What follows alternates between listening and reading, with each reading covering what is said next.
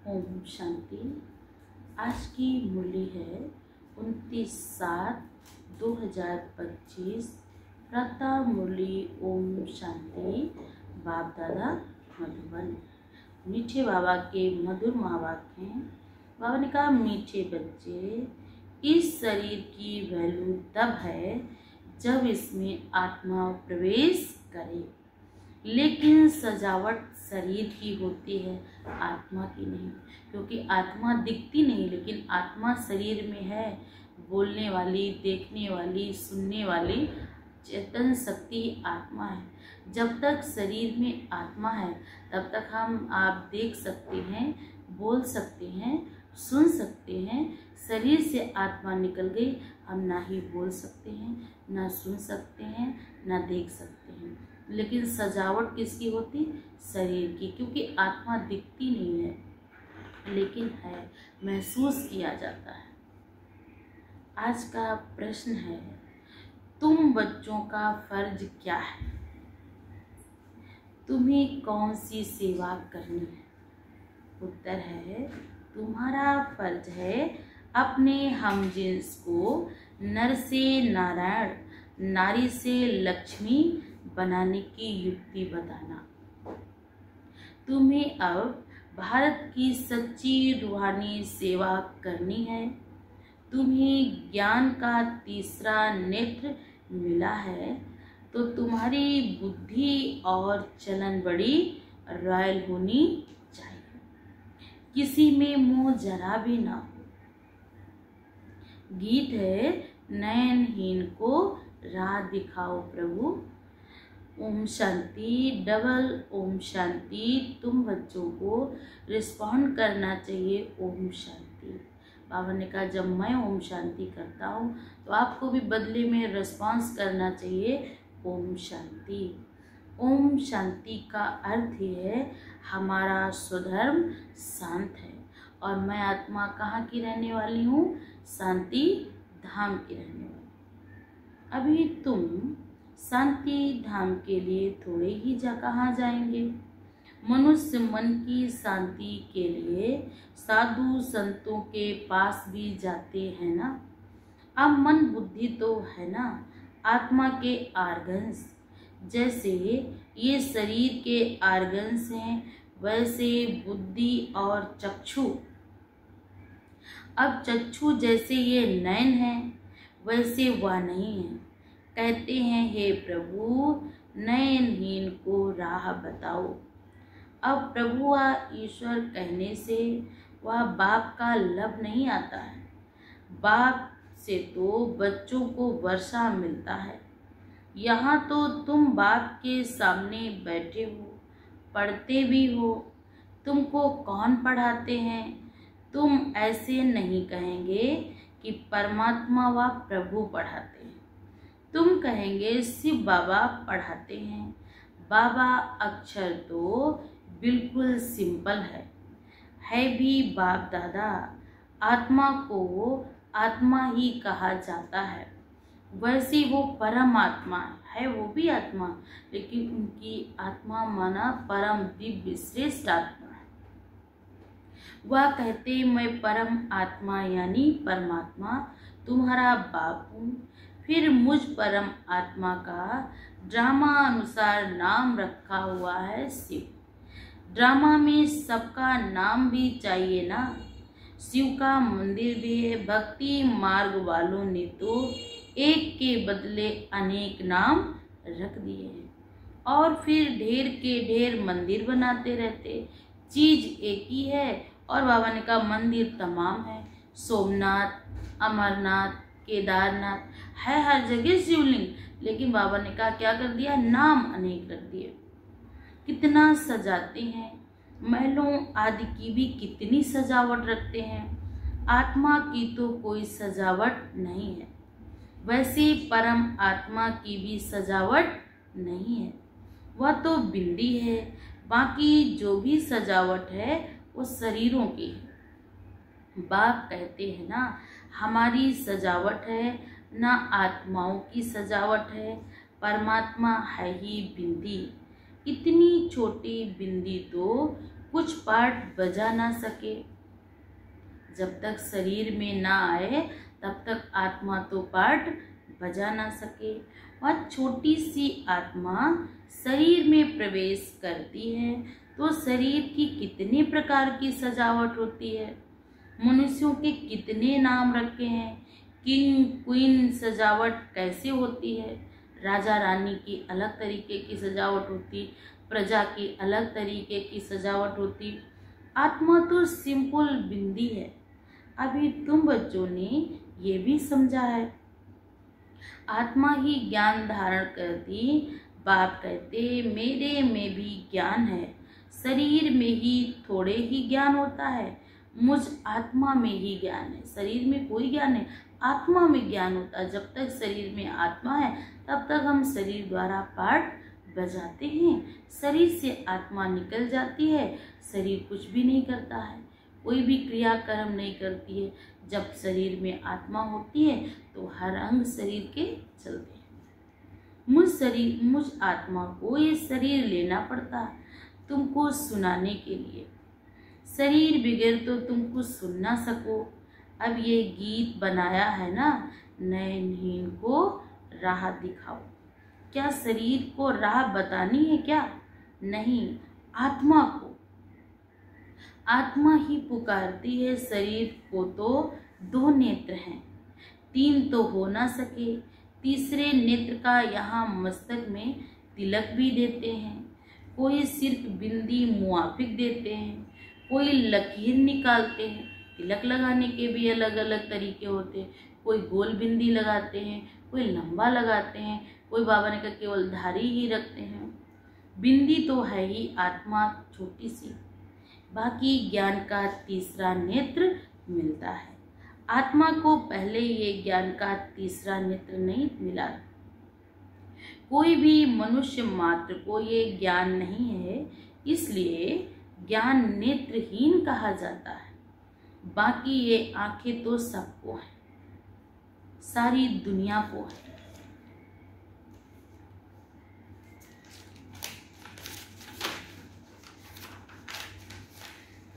कोई को ये तीसरा नेत्र नहीं है। ज्ञान का तीसरा नेत्र जब परमात्मा आए और बैठ पढ़ाए तब ये ज्ञान का तीसरा नेत्र मिले। तुम हो पुरुषोत्तम ब्राह्मण कुल के, तुम जानते हो भक्ति मार्ग और ज्ञान मार्ग में कितना फर्क है। तुम रचता और रचना के आदि मध्य अंत को जानकर चक्रवर्ती राजा बनते हो। जैसे ICS वाले बहुत ऊंचा पद पाते हैं, बाबा ने कहा ऐसे ही, परंतु यहाँ कोई पढ़ाई में MP आदि नहीं बनते हैं। यहाँ तो चुनाव होते, बोर्ड्स पर MP आदि बनते हैं। यहाँ पे चुनाव होते, जिसके वोट ज़्यादा होते हैं उसको ही MP MLA बनाया जाता है। अभी तुम आत्माओं को बाप की श्रीमत मिलती है और कोई भी ऐसे नहीं कहेंगे कि हम आत्मा को मत देते हैं। हम आत्मा को कोई मत देते नहीं। वह तो सब है देही अभिमानी, उनका स्वरूप ही आत्मिक स्वरूप है। बाप ही आकर देही अभिमानी बनाना सिखलाते। सब है देही अभिमान में। बाबा ने कहा इस समय सब कहाँ आ गए हैं? देह अभिमान में। मनुष्य शरीर का कितना भवका रखते हैं। यहाँ तो बाप आत्माओं को ही देखते। शरीर तो विनाशी है, वर्थ नाटे पेनी है। आज शरीर कैसे हो गए? कौड़ी तुल्य हो गया है। बाबा ने कहा कोई भी मूल्य नहीं रह गया आज अनुष्यात्माओं में। क्या हो गए? इसीलिए तो भगवान को बुलाते हैं कि मुझ निर्गुण हारे में कोई गुण नहीं। जानवरों को तो फिर भी खाल आदि बिकती है, मनुष्य का तो शरीर भी कोई काम का नहीं, मिट्टी हो जाता, राख बन जाता। अब बाप आकर बर्ड पाउंड बनाते हैं। क्या बनाने आए बाबा? हीरे तुल्य, कौड़ी से हीरे तुल्य बनाने आए हैं। तुम बच्चे जानते हो अभी हम सो देवता बन रहे हैं। ये नशा चढ़ा रहना चाहिए, परंतु ये नशा भी नंबरवार पुरुषार्थ अनुसार रहता है ना। धन का भी नशा होता है। अभी तुम बच्चे बहुत धनवान बनते हो, धन का नशा होता, ज़्यादा धन है तो उनको उसी का अभिमान रहता, मेरे पास इतना पैसा, मैं धनवान हूँ, मेरे पास ये है वो। तो बाबा ने कहा कब तक? बहुत धन है तो नशा रहता है, तुम्हारी बहुत कमाई हो रही। बाबा ने कहा लेकिन तुम्हारे इतना इस समय कितने भी वी लगा लो, आप उनसे भी आगे हैं, आप डबल डबल डबल से भी VIP हैं, क्योंकि आपको स्वयं परमात्मा मिला हुआ। वो परमात्मा की जो संसार की कोई भी आत्मा को, बाबा ने कहा कोई भी कैसी भी आत्मा हो, मैं उन सबका भी क्या हूँ? बाप हूँ। तो वो मेरा बाप भी बना, टीचर भी बना, शिक्षक भी बना, और परम सतगुरु के रूप में मेरी सदगति भी करने आया। मेरा कोई साधारण गुरु नहीं, वो परम सतगुरु परम पिता परमात्मा है। तुम कितनी भाग्यशाली, तुम्हारी बहुत कमाई हो रही है, तुम्हारी महिमा है अनेक प्रकार की, तुम फूलों का बगीचा बनाते हो। सतयुग को कहा जाता गार्डन ऑफ फ्लावर। इसका भी सैम्पलिंग कब लगता है ये भी किसी को पता नहीं। तुमको बाप समझाते हैं, बुलाते भी हैं, हे बागवान आओ। उनको माली नहीं कहेंगे, माली तुम बच्चे हो जो सेंटर संभालते हो। माली अनेक प्रकार के होते हैं, बागवान एक ही है। मुगल गार्डन के माली को पगार भी इतना बड़ा मिलता होगा ना, जो दिल्ली में है ना मुगल गार्डन, तो बाबा ने कितना बड़ा गार्डन है, तो गार्डन को जो माली संभालेगा तो उसको पगार भी बहुत ज़्यादा होगी। बगीचा ऐसा सुंदर बनाते जो सब देखने जाते हैं। मुगल लोग बहुत शौकीन होते थे, उनकी स्त्री मरी तो ताजमहल बनाया। कितने शाहजहां ने क्या बनाया? मुमताज की याद में ताजमहल बनाया। उनका नाम चला आता, कितने अच्छे अच्छे यादगार बनाए हैं। तो बाप समझाते हैं मनुष्य की कितनी महिमा होती। मनुष्य तो मनुष्य ही हैं, लड़ाई में ढेर के ढेर मनुष्य मरते हैं, फिर क्या करते हैं? घासलेट पेट्रोल डालकर जला देते हैं। पहले मिट्टी का तेल आता था ना, अब तो आता नहीं है, तो बाबा ने कहा पेट्रोल डालकर जला देते। इंसान की इतनी वैल्यू है। कोई तो ऐसे ही पड़े रहते, कोई तो जाते हैं ऐसे गंगा जी में डालाते हैं, दफन थोड़ी करते, कुछ भी मान नहीं रहता है। शरीर से आत्मा निकल गई तो शरीर का कोई भी मान नहीं होता है। तो अब तुम बच्चों को कितना नारायणी नशा चढ़ना चाहिए। ये है ही विश्व के मालिक पने का नशा। सत्यनारायण की कथा है तो जरूर नारायण ही बनेंगे। जो कथा सुनेंगे तो वही बनेंगे ना। आत्मा को ज्ञान का तीसरा नेत्र मिलता है, देने वाला बाप है। तीसरी की कथा भी है। इन सब का अर्थ बाप बैठ समझाते। कथा सुनाने वाले कुछ भी नहीं जानते। अमर कथा भी सुनाते हैं। अब अमरनाथ पर कहाँ कहाँ दूर जाते हैं। बाप तो यहाँ आकर सुनाते हैं, ऊपर तो सुनाते नहीं। कहाँ सुनाएगा भगवान को? यहीं आएगा ना, क्योंकि मनुष्य आत्माएं कहाँ सृष्टि में है ना, तो आवन के मनुष्य लोक में ही बातें बताएंगे ना। वहाँ थोड़ी पार्वती को बैठकर अमर कथा सुनाई। ये कथाएं आदि जो बनाई हैं ये भी ड्रामा में नूंद है। फिर होगा बाप बैठ तुम बच्चों को भक्ति और ज्ञान का कंट्रास्ट बताते, अंतर बताते हैं। अभी तुमको ज्ञान का तीसरा नेत्र मिला है। कहते हैं ना, हे प्रभु अंधों को राह दिखाओ। भक्ति मार्ग में पुकारते हैं, बाप आकर तीसरा नेत्र देते हैं, जिसका कोई को भी पता नहीं सिवाय तुम्हारे। ज्ञान का तीसरा नेत्र नहीं है तो कहेंगे चूं चां धुंधकारी आंखें भी कोई को कैसी होती हैं। कोई की बहुत शोभावान आंखें होती हैं, ऐसी आंखें होती, देखो तो उनसे शांति की फीलिंग होती है। फिर उनका इनाम भी मिलता है। जिसकी अच्छी आंखें होती हैं उनको रिकॉर्ड भी मिलता है, इनाम भी मिलता है। उनका रिकॉर्ड बनता है कि इनकी आंखें सबसे अच्छी हैं, सबसे सुंदर हैं।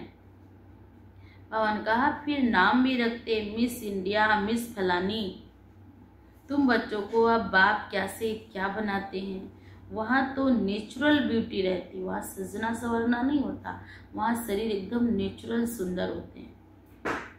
श्री कृष्ण की इतनी महिमा क्यों है? क्योंकि इतने सुंदर थे। उनकी आंखों की महिमा, होंठ की भी महिमा, हाथों की भी महिमा, पैर की भी महिमा, क्योंकि वो इतने सुंदर थे कि उनकी हर अंग अंग की क्या है महिमा, क्योंकि सबसे जास्ती ब्यूटीफुल बनते हैं। नंबर 1 में कर्मातीत अवस्था को पाते हैं, इसलिए नंबर 1 में गायन है। ये भी बाप बैठ समझाते, बाप बार बार कहते, बच्चे मन मना भव, हे आत्माएं अपने बाप को याद करो। बच्चों में भी नंबर वार तो है ना, लौकिक बाप को भी समझो।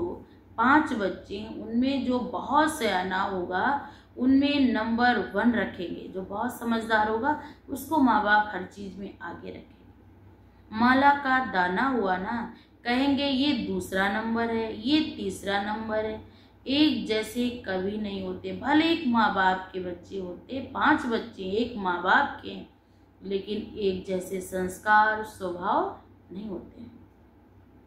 बाप का प्यार भी नंबर वार होता है, वह है हद की बात और ये है बेहद की बात। जिन बच्चों को ज्ञान का तीसरा नेत्र मिला है उनकी बुद्धि और चलन बड़ी रॉयल और रिफाइन होती है। एक किंग ऑफ फ्लावर होता है तो ये ब्रह्मा और सरस्वती किंग क्वीन फ्लावर ठहरे। ज्ञान और बाबा ने कहा याद दोनों में तीखे हैं। तुम जानते हो हम देवता बनते हैं, मुख्य हैं 8 रतन बनते हैं। पहले पहले है फूल, फिर युगल दाना ब्रह्मा सरस्वती, माला सिमरते हैं ना। वास्तव में तुम्हारा पूजन नहीं सिमरण है, तुम्हारे ऊपर फूल नहीं चढ़ते। फूल तो जब चढ़े जब शरीर भी पवित्र हो। यहाँ कोई का भी शरीर पवित्र नहीं है, सब विष से पैदा होते, इसलिए भिखारी कहते हैं ना, पतित भी कहते हैं ना। इन लक्ष्मी नारायण को कहते हैं संपूर्ण निर्भिकारी। बच्चे तो पैदा होंगे ना, ऐसे नहीं कहेंगे कि ट्यूब से बच्चा बन के, ये बातें वहां पर नहीं होगी। वहां पर योग से बच्चे की क्या होगी, उत्पत्ति। ये भी समझने की बातें हैं। तुम बच्चों को यहाँ 7 रोज भट्टी में बिठाया जाता है। भट्टी में ईंटें कोई पूरी पक जाती, कोई कच्ची रह जाती, भट्टी का मिसाल देते ना। अब ईंट की भट्टी का थोड़े ही शास्त्रों में वर्णन होगा। ये मनुष्य आत्माएं कोई तो एकदम परिपक्व हो जाती, कोई तो आधी परिपक्व होती, और कोई तो बाबा ने कहा कैसी हो जाती, एकदम कच्चा निकलती है। गए और तुरंत ही वापस आ गए, तो बुद्धि इतनी पवित्र नहीं बनती। अगर फिर उसमें बिल्ली की भी बात, गुलाब वाकली की कहानी है ना, कि बिल्ली का नाम दिखाया, दीवे दीपक की कहानी की दीवे दीपक को बुझा देती है। तुम्हारा भी ये हाल होता है ना, माया बिल्ली बिघन डाल देती है। फिर बाबा ने कहा तुम्हारी अवस्था को ही गिरा देती। देह अभिमान है पहला नंबर। फिर बाबा ने कहा विकार आते हैं, मुंह भी बहुत होता है।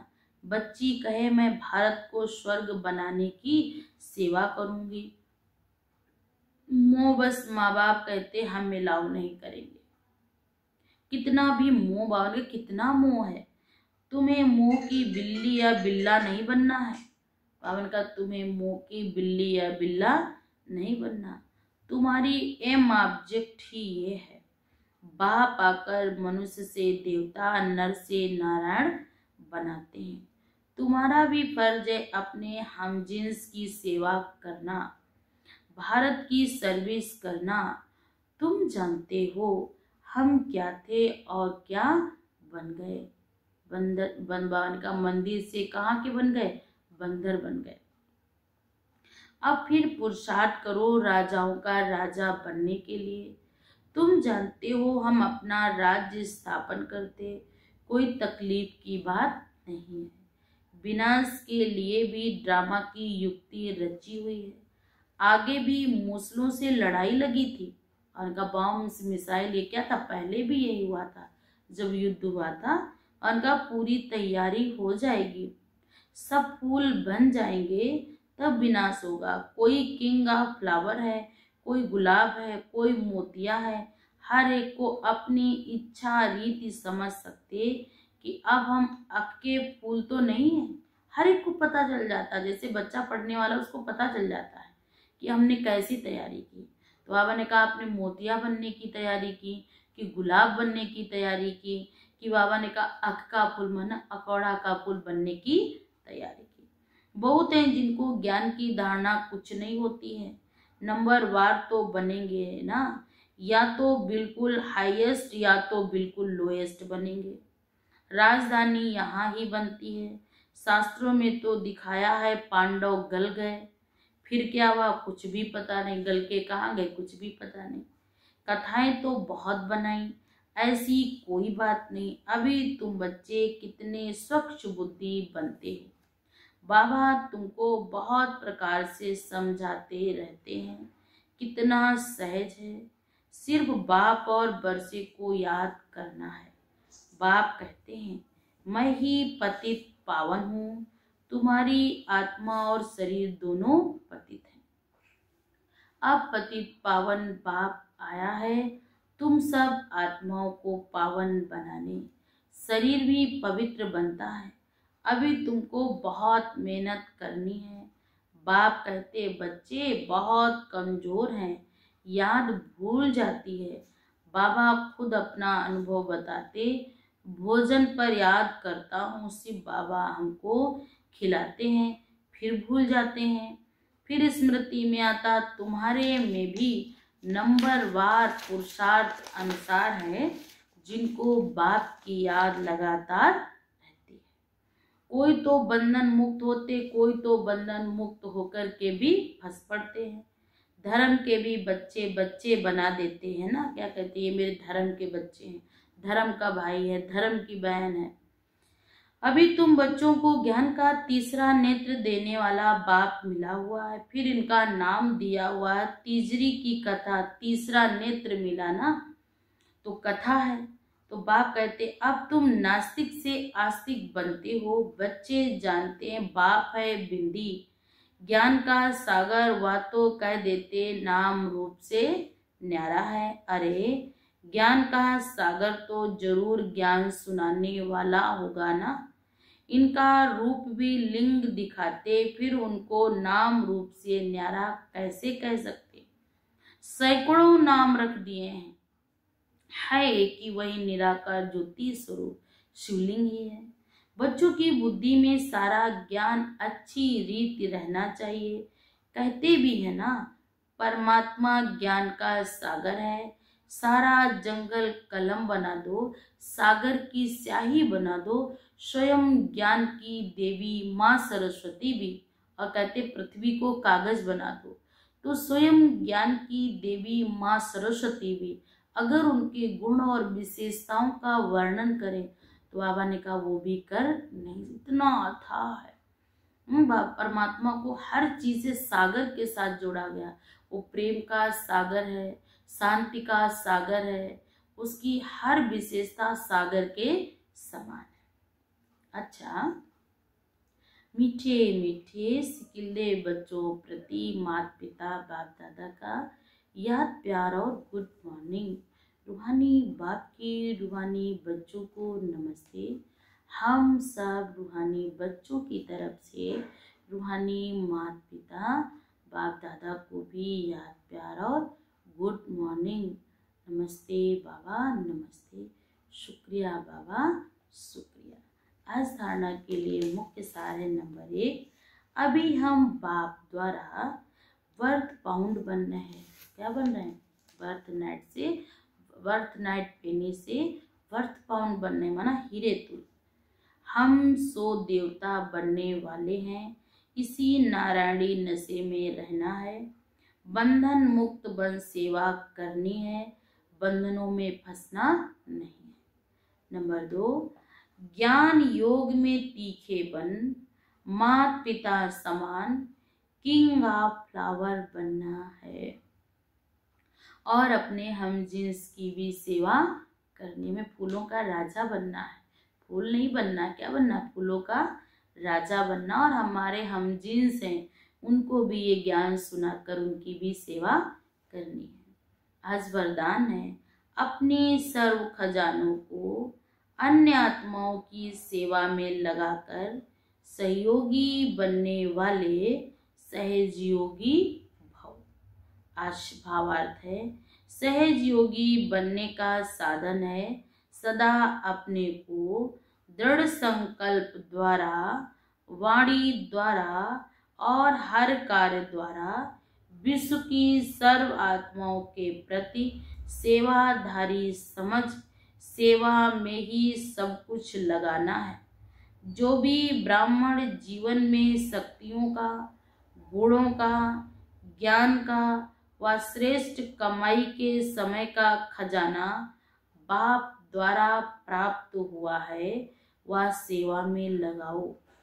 अर्थात सहयोगी बनो तो सहज योगी बन ही जाएंगे। लेकिन सहयोगी वही बन सकते हैं जो संपन्न है। सहयोगी बनना अर्थात महादानी बनना। आज का स्लोगन है, बेहद के बैरागी बनो तो आकर्षण के सब संस्कार सहज ही समाप्त हो जाएंगे।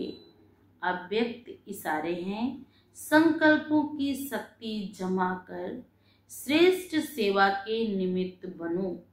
जैसे अपने स्थूल कार्य के प्रोग्राम को दिनचर्या प्रमाण सेट करते हो, ऐसे अपनी मनसा समर्थ स्थिति का प्रोग्राम सेट करो तो संकल्प शक्ति जमा होती जाएगी। अपने मन और समर्थ संकल्पों में बिजी रखेंगे तो मन को अपसेट होने का समय नहीं मिलेगा। मन सदा सेट अर्थात एकाग्र है तो स्वतः अच्छे वाइब्रेशन फैलते हैं और सेवा होती है। सुना, बाबा ने कहा जब मन की शक्ति माना संकल्प शक्ति अच्छी होती है, पॉजिटिव होती है, तो बाबा ने कहा सेवा करना नहीं पड़ता, अच्छे संकल्प देना नहीं पड़ता, अच्छे संकल्प सोचना नहीं पड़ता, स्वतः वो दूसरों को फीलिंग आती है। और बाबा ने कहा इससे क्या होगा, दूर बैठी आत्मा को भी, हम भले यहाँ बैठे, वो कितनी भी दूर बैठी आत्मा है, आप उसको भी पवित्र श्रेष्ठ सुखकारी वाइब्रेशन भेज सकते हो, उसकी भी मन की उलझन को शांत कर सकते हो, उसको भी प्रेम के वाइब्रेशन दे सकते हो। ऐसी आत्माओं को समर्थ संकल्पों में बिजी रखो, व्यर्थ में नहीं, फालतू की बातों में नहीं। तो मन को अपसेट, आपने कहा मन जो अपसेट हो जाता है छोटी छोटी बात में, किसी ने कुछ कहा तो मन में उलझन हुई, तो बाबा ने कहा होने का समय ही नहीं मिलेगा। वो आत्मा ऐसा लगेगा कि कभी कभी होता है ना, आज का दिन बहुत अच्छा गया, आज का दिन बहुत गुड रहा, और किसी किसी दिन ऐसा होता है जो पूरा दिन कहते आज का दिन मेरा पूरा बहुत खराब गया। तो ऐसे संकल्प दो कि उस आत्मा को बुरा सोचने का भी टाइम ना मिले, उसको समय श्वास संकल्प उसके समर्थ जाए। तो बाबा ने कहा मन सदा सेट रहेगा और एकाग्र रहेगा, उसको अच्छे वाइब्रेशन दो। तो बाबा ने कहा सेवा करनी नहीं पड़ेगी, आपके कर्म से आपकी चलन से सेवा स्वतः होगी और उस आत्मा को सुख की फीलिंग होगी। ऐसा लगेगा जैसे आज मेरे मन के सारे बोझ हल्के हो गए, शांत हो गए और उतर गए। अच्छा।